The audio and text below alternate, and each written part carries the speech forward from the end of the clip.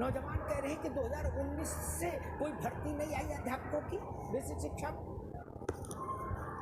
तो अगर 19 से नहीं आई तो 19, 20, 21, 22, 23, 24, 23 चल आरंभ। ये गणित तो फिर लंबा है, इसलिए उनमें पीड़ा है, उनकी आंख नम। नौजवान बेसिक शिक्षा के मंत्री ने कहा कि अध्यापकों का और छात्रों का जो अनुपात है वो दुरुस्त है, वो होना चाहिए।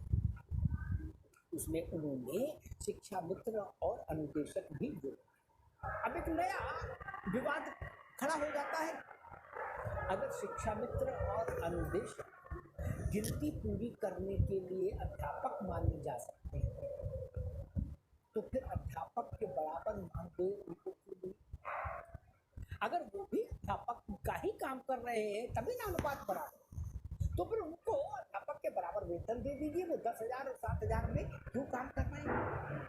एक बार और एक और प्रश्न जो मेरे मन में बार बार खड़ा होता है, अध्यापक के लिए जो तमाम किस्म के ट्रेनिंग सेंटर स्कूल खुले हुए हैं ना उत्तर प्रदेश में, ये बीएड कराते हैं, बीटीसी कराते हैं, ये डीएलडी कराते हैं, ये जो पूरा एक नेटवर्क है, इसको कम से कम 10 वर्ष के लिए इस जब अनुपात मन में बार बार खड़ा होता है, अध्यापक के लिए जो तमाम किस्म के ट्रेनिंग सेंटर स्कूल खुले हुए हैं ना उत्तर प्रदेश में, ये बीएड कराते हैं, बीटीसी कराते हैं, ये डीएलडी कराते हैं, ये जो पूरा एक नेटवर्क है, इसको कम से कम 10 वर्ष के लिए इस जब अनुपात समानुपात सब आपके पास जरूरत से ज़्यादा हो गया, तो हर साल ये लाखों नौजवान आप तैयार करके बाजार में क्यों खड़ा कर देते हैं लाके इनको?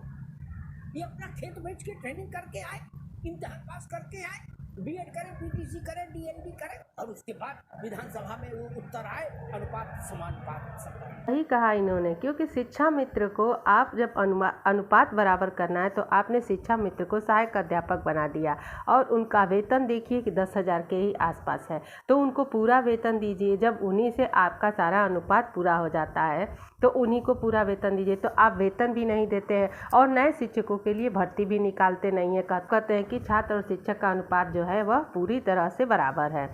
इस तरह से किसी भी प्रकार के बेसिक शिक्षा विभाग में भर्ती आने की सरकार की तरफ से कोई भी गुंजाइश दिखाई नहीं दे रही है। तो 4 साल से नहीं आई है शिक्षक भर्ती और प्रशिक्षु सड़क पर उतरे तो 4 साल से नहीं आई शिक्षक भर्ती और प्रशिक्षु सड़क पर उतरे। बेसिक शिक्षा के लिए अंतिम बार 2018 में ही भर्ती आई थी 69,000 पदों पर, वो भी शिक्षा मित्रों के द्वारा जो खाली पद थे उन्हीं से आई थी और उनके पद अभी भी बचे हुए हैं। कहाँ है यह शिक्षक भर्ती? 63,261 पद रिक्त होना सदन में स्वीकार कर चुके हैं बेसिक शिक्षा मंत्री। इतने पद खाली होना स्वीकार होने के बाद भी इस पर शिक्षक भर्ती आने की कोई भी गुंजाइश दिख नहीं रही है। छात्रों को उम्मीद था कि इस सरकार के द्वारा प्राथमिक शिक्षक भर्ती निकाला जाएगा, लेकिन जैसे विधानसभा में इस तरह का न्यूज निकला है कि छात्र और शिक्षक का अनुपात बराबर है, जिस पर किसी भी प्रकार की नई शिक्षक भर्ती आने की अब किसी भी प्रकार की जो गुंजाइश है वह समाप्त हो गई है। परिषदीय विद्यालयों में शिक्षक भर्ती के लिए प्रशिक्षु अभ्यर्थी 4 वर्ष से नई शिक्षक भर्ती की प्रतीक्षा कर रहे हैं। इसके लिए प्रयागराज से लखनऊ तक आंदोलन भी किए गए, लेकिन नतीजा सिफर रहा।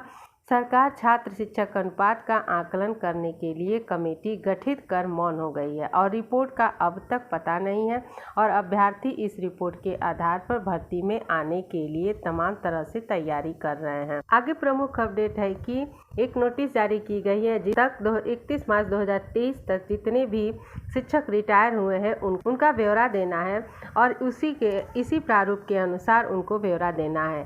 इसका विषय है, प्रमुख रूप से देखिए, विषय है अशासकीय सहायता प्राप्त माध्यमिक विद्यालयों में अल्पसंख्यक धारा 13 के अंतर्गत संचालित विद्यालयों को छोड़कर, तो इसमें अल्पसंख्यकों के लिए जो संचालित विद्यालय है उसको छोड़कर दिनांक 31 मार्च 2023 को सेवानिवृत्त हो रहे अध्यापकों का विवरण उपलब्ध कराए जाने के संबंध में।